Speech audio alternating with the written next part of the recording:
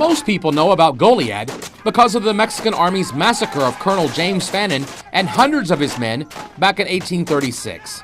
But there's another huge tragedy that struck this town, which many people still talk about. On May 18th of 1902, an F-4 Twister touched down here and killed 114 people. It was one of the most deadliest tornado strikes in U.S. history. In 1902, the courthouse, the ground floor of the courthouse became the hospital and the morgue for all of the loss of life. Pat Calhoun is the Goliad County judge.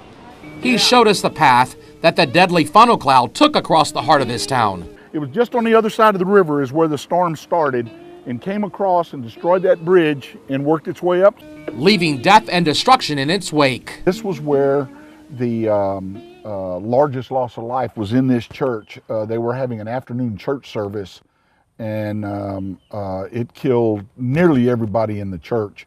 The story was that there was a baby that was ripped out of his mother's arms from here and landed 2 or 3 blocks away inside of or underneath a bush and was okay, but everybody else in the church was killed. This is the United Methodist Church on Fannin Street.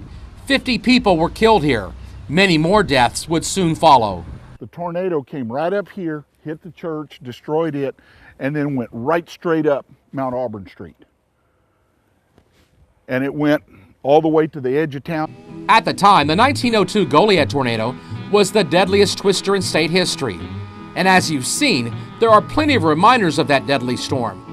We came across one of those monuments that really drives home the point that the wrath of Mother Nature is something to be feared. This huge steel railroad girder is from the 1902 tornado. That storm threw this down into this yard some 1 mile from where it was. And it's so far down into the earth, no one's ever been able to pull it out. The story is that they tried to take a 6-mule team and pull that out of the ground after the tornado and couldn't, so they just left it. Because there may be 30 feet of that thing buried in the ground. Nobody knows how deep it is in the ground right there. Elaine Bracken is a photographer whose family ranch in Goliad is still littered with some of that 1902 bridge debris.